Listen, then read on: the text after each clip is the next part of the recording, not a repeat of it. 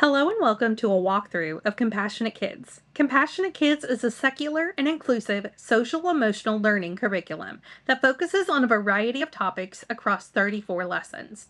This curriculum is designed for learners that are around a kindergarten level of understanding through upper middle grades, around a 7th grade level.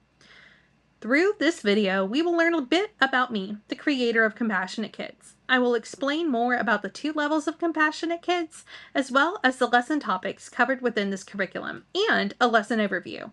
At the end of this video, I will share extra resources available, as well as accommodating ideas for different families.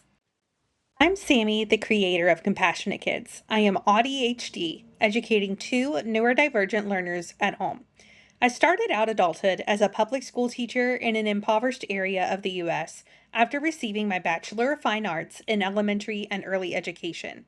Since becoming a parent, I have spent many years in occupational therapy sessions for my learners, as well as mental health therapies, dozens of books and professional development courses, and hands-on experiences with co-ops and neurodivergent learners that have shaped my way of thinking as I created Compassionate Kids. Compassionate Kids was born out of the idea of wanting something more for my own learners at home that was secular and more than just a surface level workbook. I created Compassionate Kids to be inclusive of marginalized identities. This means that book selections reflect the diverse makeup of our world, highlighting LGBTQIA+, BIPOC, and disabled communities, as well as other marginalizations like income disparities. The book selections feature these identities as well as unique family makeups. These areas are important to me as an educator, as diverse identities belong in curriculum just as much as they belong in the communities that we live in. I spent several months reading each book that was specifically selected for the 2 levels of curriculum, as well as designing 2 levels of student journals, creating 2 curriculums in one. Let's explore each level a bit more in depth, starting with the chromatic level. The chromatic level of Compassionate Kids features picture books and shorter selections of nonfiction texts, as well as journal prompts that are relevant to early elementary learners, up to 3rd grade roughly. The journal prompts connect learners to situations they may face with friends, identifying and feeling emotions, as well as how they interact with and see themselves in their community. Each lesson features 2 to 3 journal pages that connect with the lesson topic as well. The journal for this level is written to the learner, but may be best read aloud for comprehension unless you have a strong reader. The prismatic level goes a bit more in depth with graphic novels, novels in verse, and traditional novels for each lesson topic. Because of the book choices, the curriculum is organized by lessons, allowing time for your learner to complete book selections at their own pace, without a weekly rush. The journal for this level has 3 pages per lesson, with a few extra pages added when needed. The activities are relevant to middle grade learners, 3rd to 7th grade level approximately, and focus on connecting the lesson topics to not only themselves, but their friendships and community around them. Each level shares many similarities, which allow these 2 levels to be taught at the same time. I will show you how this works with a lesson overview. For the lesson overview, just a quick note. Because of accessibility limitations, I couldn't show the lesson and speak without captions covering materials and it quickly becoming confusing. You can see full samples of a lesson on my website, as well as journal samples for each level. The instructor guide includes all 34 lesson outlines. You will find the books listed all together at the front of the instructor guide, as well as including spine summaries. Within the lesson outline, you will see summaries for feature books, located at the top of the first page of each lesson. Feature books are books that connect to 1 to 2 consecutive lessons and differ among the levels.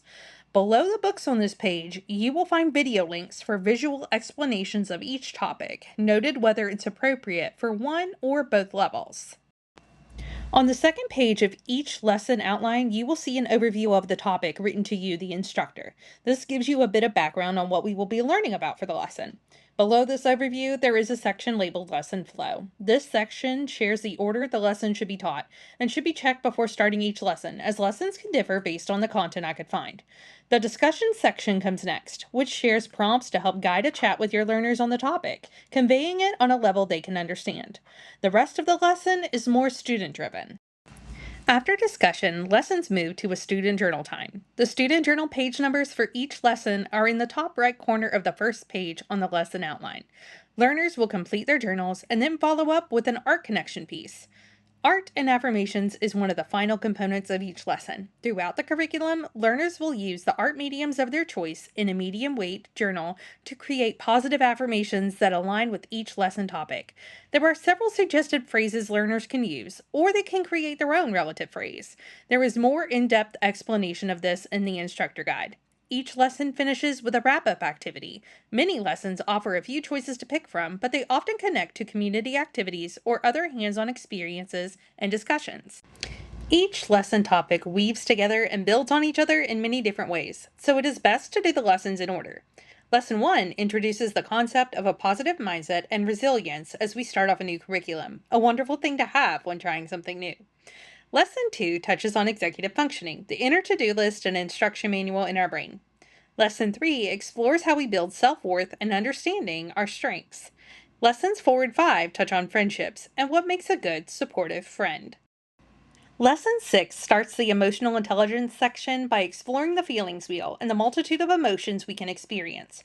We go more in depth on some of these emotions over the next few lessons by exploring happiness, sadness, anger, fear and anxiety, boredom, and mixed emotions too. Lesson 13 explains gratitude and how we can be thankful for situations we are placed in. Lesson 14 explores compassion and self-compassion, giving understanding to ourselves and others when we make mistakes. Lesson 15 teaches about grief, how we feel it through our bodies, and experiences that others may have with grief as well. Lesson 16 is focused on empathy, beyond just putting ourselves into someone else's shoes. It highlights concepts like the bystander effect and what happens when we relate to others' experiences.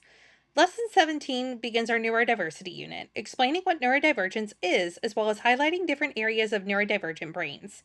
The next lesson focuses on autism, then ADHD, OCD, and other branches of neurodivergence and how to support yourself and friends who identify with these disabilities. Lesson 23 explains mindfulness and the power of staying in the present moment. Lesson 24 teaches about boundaries and consent, which leads into Lesson 25 and self-advocacy. Lesson 26 introduces what an ally is, while lessons 27 and 28 explore allyship for the disabled community as well as food insecurity. Lesson 29 circles back to friendships, explaining compromises and flexible thinking. Lesson 30 teaches about the concept of having a growth mindset and the power of yet. Lessons 31 and 32 both focus on building your identity and values, as well as supporting the diverse identities of others. Lesson 33 explains how to apologize and when it's appropriate, and we wrap up Compassionate Kids with a celebration of self lesson. If you have a learner who is non-speaking, I've included accommodations in the instructor guide. I've also added a lot of resources to help guide and build your knowledge of the topics taught in Compassionate Kids with both book and video recommendations. To extend learning opportunities, you will find guided journal ideas as well as an SEL board game recommendation. As you explore Compassionate Kids with your learners, feel free to contact me with any concerns or feedback. There's a button on Compassionate Kids page within my website, or you can email me with the info listed there as well. Website information will be in the description below. Thank you for checking out Compassionate Kids.